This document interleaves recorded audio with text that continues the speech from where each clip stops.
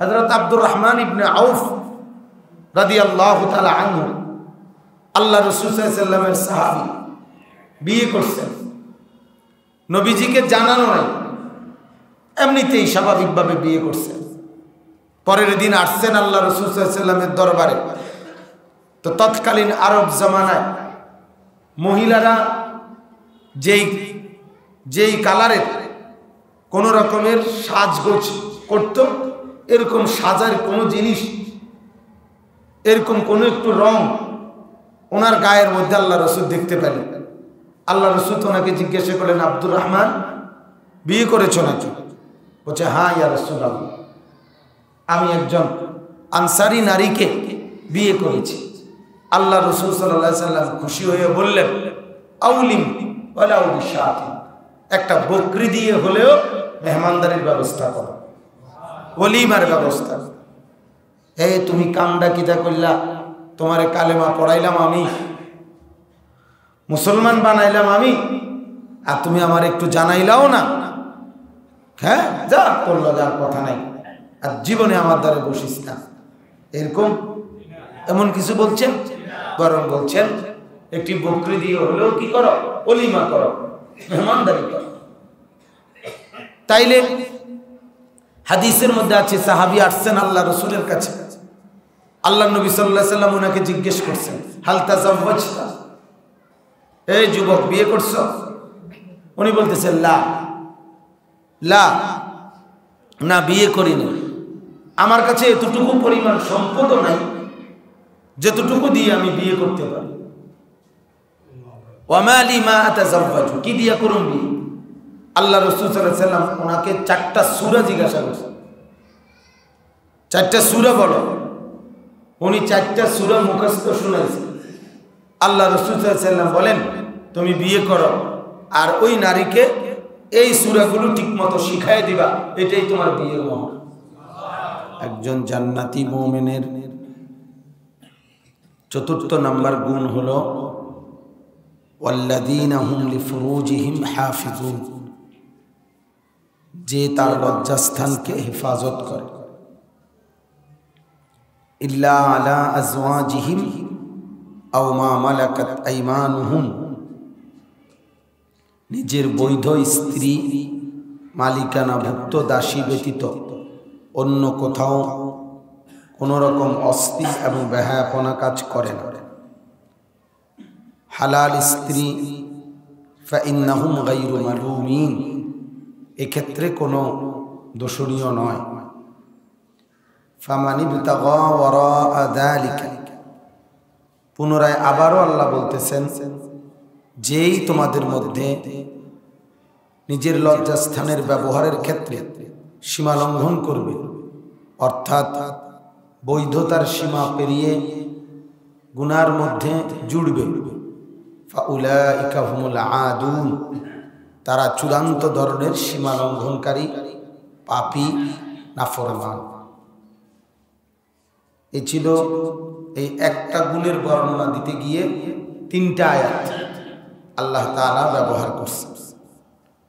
গত জুমাতেও আমি বলছি আপনাদের কাছে যে বাকি সবগুলো গুণ, 7টা গুণ মোট, 7টি গুণের মধ্যে এই 4th নাম্বার এই গুণটি বলতে গিয়ে আল্লাহ পাক রব্বুল আলামিন বেশি লাইন ব্যবহার করছে, 3টা আয়াত ব্যবহার করছে। তার মানে এই বিষয়টার গুরুত্ব অত্যন্ত বেশি। এখানে মূলত 3টি কথা। 1 নাম্বার কথা হলো 2টি শাহওয়াত মানুষের সবচেয়ে বেশি। একটি হলো শাহওয়াতুল বাতান, নিজের পেটের চাহিদা। এই পেটের চাহিদার কারণে মানুষ হাজারো আইটেমের খাবার আসক্ত করে, মানে আগ্রহী হয়। খাবারের কত আইটেম, কত বৈচিত্র্যতা, এরপরও আরো নিত্য নতুন খাবারের জন্য, আইটেমের জন্য মানুষের ফিকির। বোঝা গেল এই পেটের যে খাদ্য খাবার, এটার প্রতি মানুষের খুব বেশি আসক্ত, যার ফলে এটা যাতে সুন্দরভাবে খাইতে পারে, মজা করে খাইতে পারে, এর জন্য তার অনেক চিন্তা, চেষ্টা, ফিকির।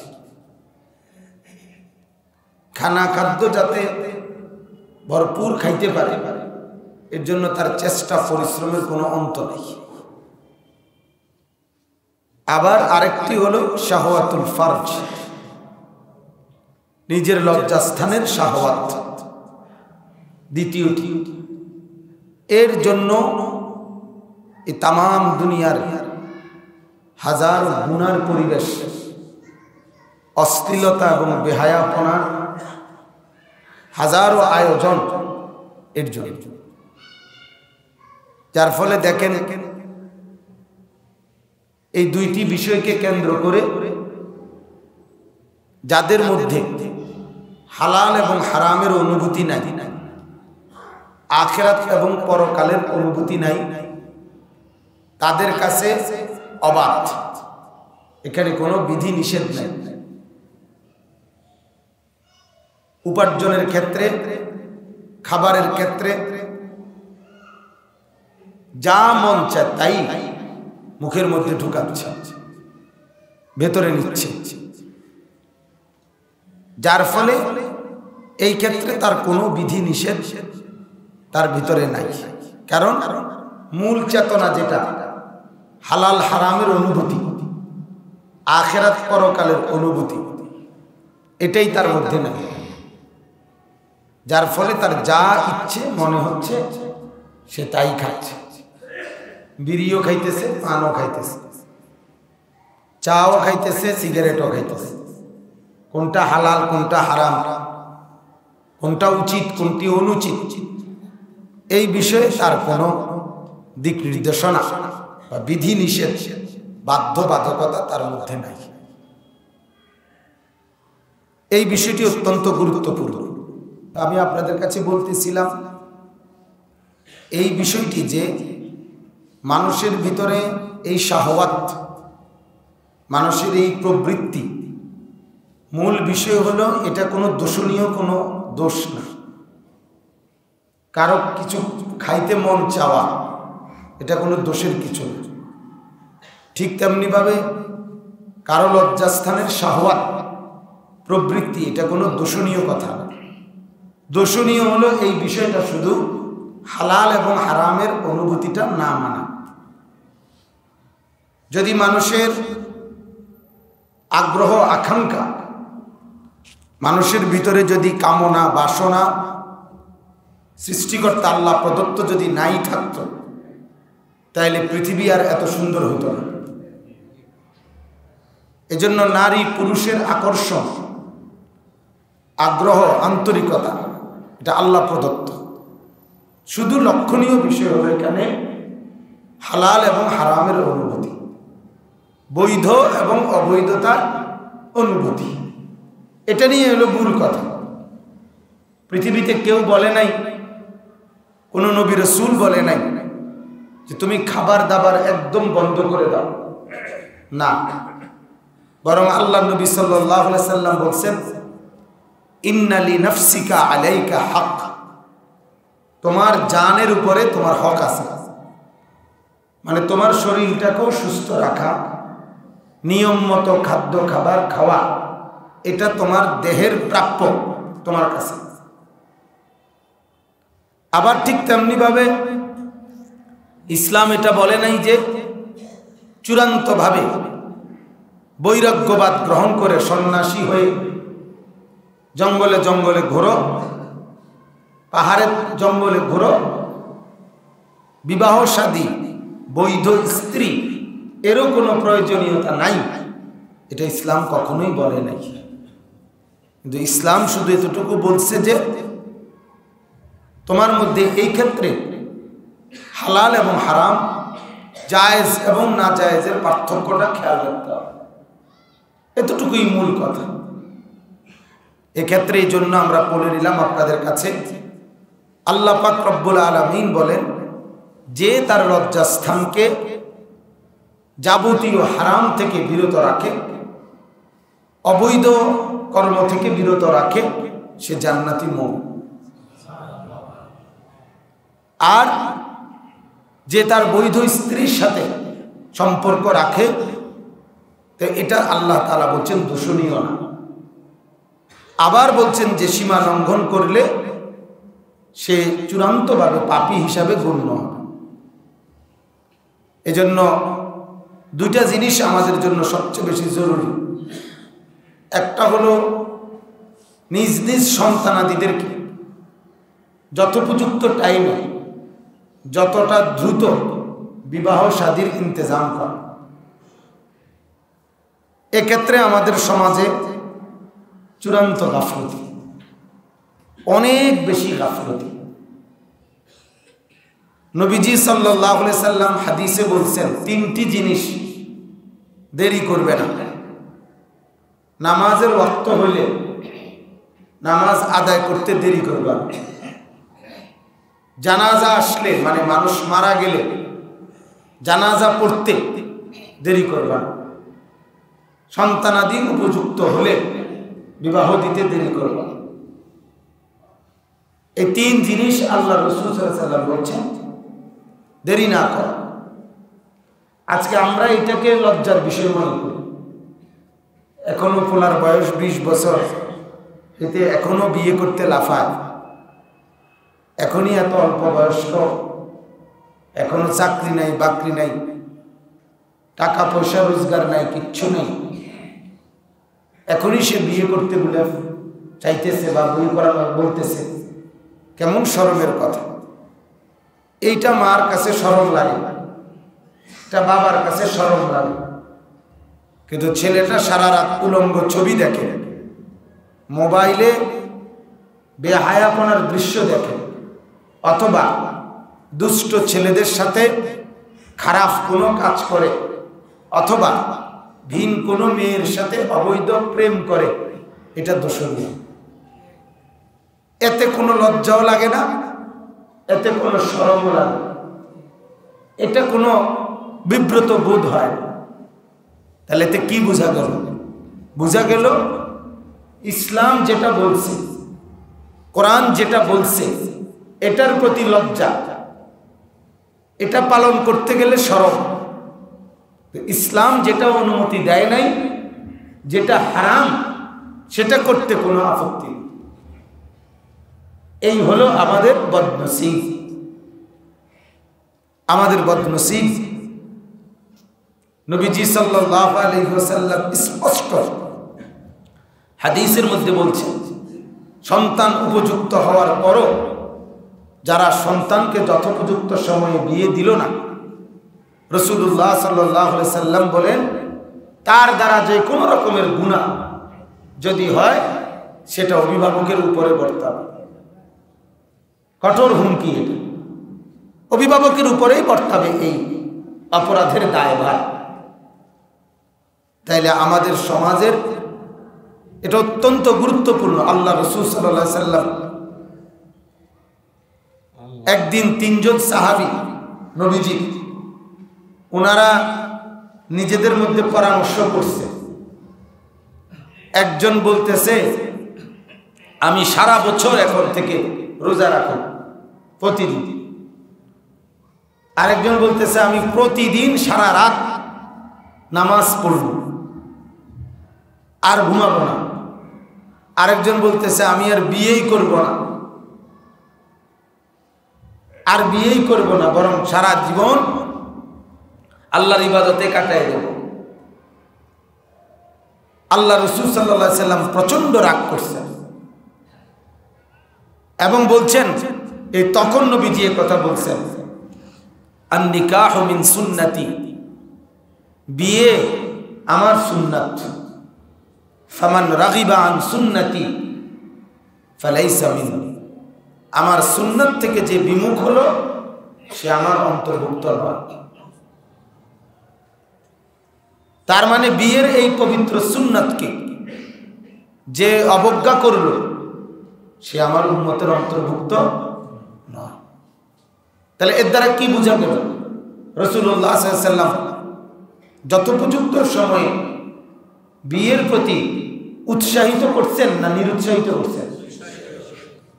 আল্লাহ রাসূল সাল্লাল্লাহু আলাইহি সাল্লাম বলেন, ইদা তাযাওয়াজাল আবদু ফাকাদ ইস্তাকবালা নিসফাদ দ্বীন। যখন কেউ বিয়ে করে, আল্লাহ রাসূল সাল্লাল্লাহু আলাইহি সাল্লাম বলেন, তার অর্ধেক দ্বীনদারি, তার দ্বীনের পথে চলা অর্ধেক বিয়ের দ্বারাই আদায় হয়ে যায়। ওয়ালিয়াত্তাকিল্লাহা ফিল বাকি, আর বাকি অর্ধেকের জন্য সে যেন আল্লাহকে ভয় করে। তার মানে বিবাহই তার চরিত্রের, তার আখিরাতের পথের অর্ধেক আগায় দিয়েছে তারা। নবীজি সাল্লাল্লাহু আলাইহি সাল্লাম বলেন, ইয়া মা'শারাশ শাবাব, হে যুবকরা, মান ইসতাতা'a মিনকুমুল বাআতা, তোমাদের যাদেরই সক্ষমতা হয়ে যায়, এক্ষেত্রে সাবালক একটা জিনিস এবং শরীর স্বাস্থ্যের সুস্থতা জিনিস যদি হয়ে যায়, ফালিয়াতাযাওয়াজ, সেজন্য বিয়ে করে ফেলে। কেন? নবীজি বলেন এটার দুইটা ফায়দা হবে। ফাইন্নাহু আগাদ্দু লিল বাসার, বিয়ে তোমার চোখকে নিচের দিকে নামায় রাখবে, আর ভিন নারীর দিকে তাকাইতে দিবে না। ওয়া আহসানু লিল ফারাজ, এবং বিয়ে তোমাকে লজ্জাস্থানকে পবিত্র রাখবে। তাইলে কি বোঝা গেল? যে কেউ যদি আল্লাহ তাআলা স্পষ্ট বলছেন, ওয়াল্লাযীনা হুম লিফুরুজিহিম হাফিজুন, যারা তাদের লজ্জাস্থানকে হেফাজত করে তারা জান্নাতি মুমিন। এক্ষেত্রে এই হুকুমটা আদায় করা, এর একমাত্র মাধ্যম হচ্ছে বিয়ে। নিজের লজ্জাস্থান সংরক্ষণের একমাত্র মাধ্যম কি? যথোপযুক্ত সময়ে কি করা? বিয়ে করা। যথোপযুক্ত সময়ে সন্তানকে বিয়ে করানো, মেয়েকে বিয়ে দেওয়া। আজ আমাদের সমাজে কলেজ পড়ুয়া, ইউনিভার্সিটি পড়ুয়া হাজারো ছেলে মেয়ে 38 বছর, 36 বছর, 32 বছর এখনো বিয়ে করে। বিয়ে করার মতো এখনো সময় হয় না।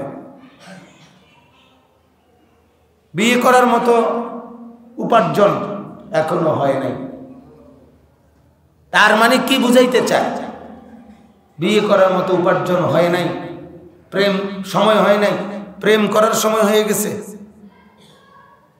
পার্কে ঘোরার টাইম হয়েছে, তাহলে রেস্টুরেন্ট রেস্তোরাঁয় বন্ধুর সাথে 3 ঘন্টা 4 ঘন্টা আড্ডা দেওয়ার সময় হয়েছে,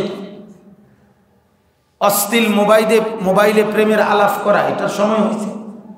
তাহলে এগুলোর সব কিছুর যদি সময় হয়, এগুলোর জন্য যদি সব কিছুর সুযোগ হয়, তাইলে বিয়ে করার সময় হলো না কেন?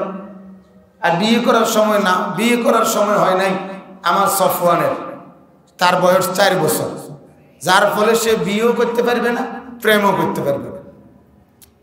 হে কেমনি হয়তো ছোট মানুষ এটা না হইতে পারে, হে করতে পারে যে আমার এখনো কি হয় নাই, বিয়ে করার সময় হয়।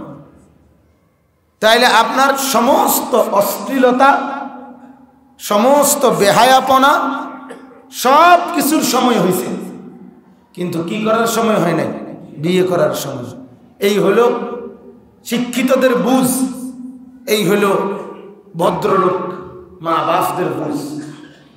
ওনাদের জেহান এটা, ওনাদের জেহান এটা। আহা, অথচ আল্লাহ পাক রাসূলুল্লাহ সাল্লাল্লাহু আলাইহি ওয়াসাল্লাম বললেন, যুবক তুমি বিয়ে করো, এটা তোমার নজর হেফাজত করবে, এটা তোমার লজ্জাস্থান হেফাজত করবে। আল্লাহ রাসূল সাল্লাল্লাহু আলাইহি ওয়াসাল্লাম এক যুবকের জন্য, নবীজির জামানায় এক যুবক আসছিল, এসে বলছিল, ইয়া রাসূলুল্লাহ আমাকে জিনা ব্যভিচারের অনুমতি দেন।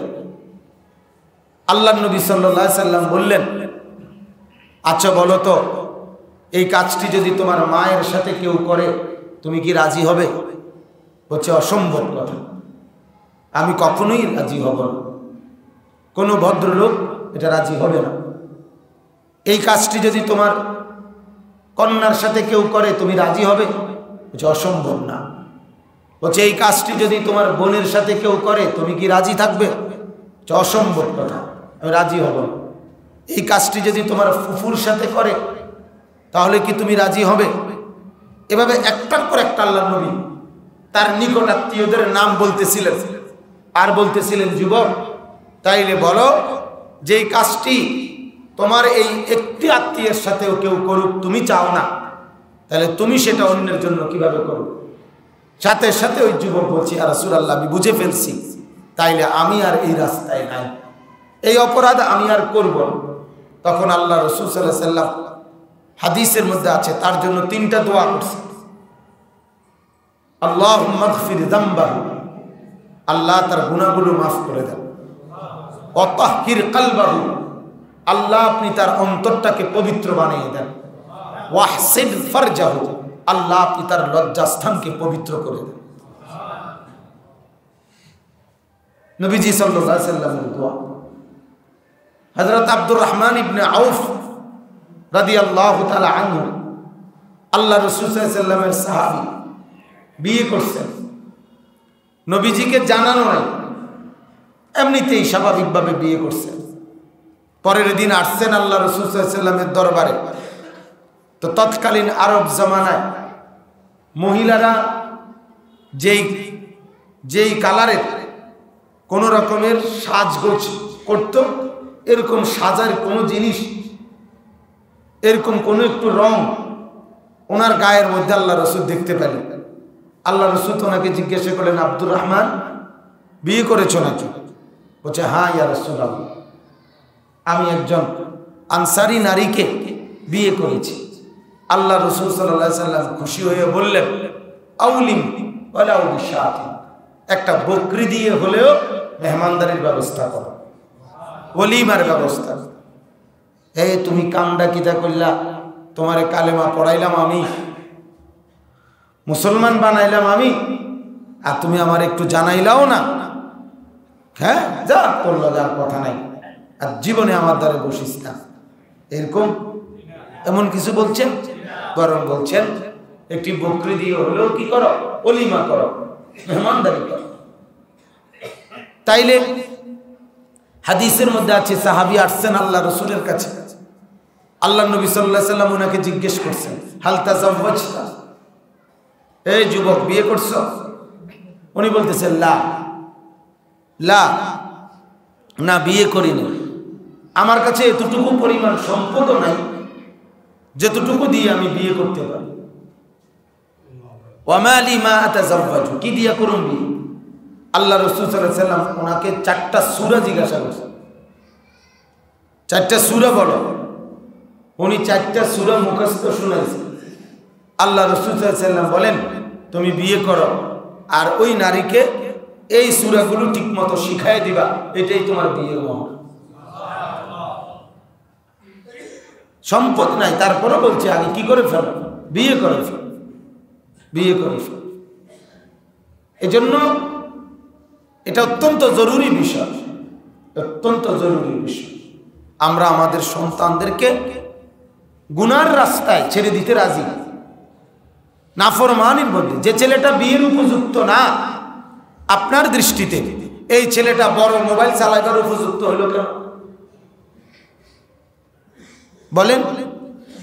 যে ছেলেটি বিয়ের উপযুক্ত না, ওই ছেলেটি এত বড় মোবাইল চালাবার উপযুক্ত হলো কিভাবে? যদি বলেন কথা বলতে হয়, তাহলে এত বড় মোবাইল দিয়ে কি কথা বলতে হয়? ছোট মোবাইল দিয়ে কথা বলা যায় না। যদি বলেন অনলাইনে তার ক্লাস হয়, এরপরে তার আপনার মেসেঞ্জারে অনেক খবর আদি আসে, তার মোবাইল এগুলো লাগে, আপনার কাছে রাখেন, যখন যখন তোমার খবরগুলো লাগবে তখন আমার কাছে রাইখা দেখে নিবা। রাত 12টা বাজে তার কি মেসেঞ্জার, রাতের 2টা বাজে ছেলেটার কাছে মোবাইলটার কি দরকার? রাত 2টা বাজেনি স্কুল থেকে অনলাইনে খবর আইয়ে, আসরের নামাজের পরে নি স্কুল থেকে খবর আইয়ে। তাহলে কারে শিখান, কারে বুঝান বলেন? আমরা দুর্ভাগ্য, আমাদের সমস্ত ক্ষেত্রে অপছন্দ হইল ইসলাম, আর পছন্দ হলো শয়তানের গুলো, ইবলিসের গুলো আমাদের পছন্দ হয়, শয়তানের গুলো পছন্দ হয় আমার। এজন্য এটা অত্যন্ত জরুরি বিষয়। আল্লাহ রাসূল সাল্লাল্লাহু আলাইহি সাল্লামের সাহাবায়ে কেরামের এবং জান্নাতি মুমিন বান্দাদের সবচেয়ে বড় একটি পরিচয়, সে কোন রকম অশ্লীল, জিনা, ব্যভিচার, অবৈধ অপকর্ম করে না। আপনারা আশ্চর্য হবেন শুনেন, রাসূলুল্লাহ সাল্লাল্লাহু আলাইহি সাল্লামের চাচা, আমি আরো একদিনও বলছি, আমির হামজা, উহুদের যুদ্ধে যিনি শহীদ হয়েছিলেন, এই যুদ্ধে নবীজির চাচা হামজাকে একজন মহিলা, আবু সুফিয়ানের স্ত্রী হিন্দ, যাকে আপনারা হিন্দা বলেন, এই হিন্দ, এই মহিলা রাসূলুল্লাহ সাল্লাল্লাহু আলাইহি সাল্লামের এই চাচার কলিজা পর্যন্ত চাবাইয়া খাইছিলেন, এবং রাসূলুল্লাহ সাল্লাল্লাহু আলাইহি সাল্লামের চাচার নাক, কান, হাত, পাও কাইটা টুকরা টুকরা করে এগুলারে গলার মালা বানাইয়া গলার মধ্যে লাগাইয়া নাচছিল। এত জঘন্য মহিলা ছিল এই মহিলা। এই মহিলাও মক্কা বিজয়ের পরে নবীজি সাল্লাল্লাহু আলাইহি সাল্লামের কাছে কালেমা পড়ে মুসলমান হয়েছিল। যখন মুসলমান হয় এই মহিলাটা হিন্দ আরো মহিলাদের সাথে পর্দার আড়ালে আল্লাহ রাসূল সাল্লাল্লাহু আলাইহি সাল্লাম তখন বললেন, তোমরা ইসলাম গ্রহণ করছো, কিছু বিষয়ের আমার কাছে অঙ্গীকার করো। এগুলো আল্লাহর আদেশ ছিল, কোরআনুল কারীমের 28 নম্বর পারায় আছে। তো এই অঙ্গীকারের মধ্যে নবীজি সাল্লাল্লাহু আলাইহি সাল্লাম বললেন যে একটা হলো ওয়ালা ইয়াসরিকনা, তোমরা কখনোই চুরি করবে না। তো তারা বলছে আমরা কখনোই চুরি করব না, এভাবে ওই বায়াত করে না, এরকম বলতেছিল। এ বলতে বলতে এক পর্যায়ে নবীজি বললেন, এটা বলো ওয়ালা ইয়াজনিনা, আমরা জিনা করব না। এটা বলাতেই এই মহিলা, এই যে এত জঘন্য, এই মহিলা হিন্দ পর্দার আড়াল থেকে আল্লাহ রাসূল সাল্লাল্লাহু আলাইহি সাল্লামকে বললেন, মুহাম্মদ এটা কি বললা? বলছে আমরা জিনা করব না, এটা বলো। বলছে মুহাম্মদ কোন স্বাধীনা নারী, কোন আত্মমর্যাদা সম্পন্ন নারী, সে কি জিনা করতে পারে?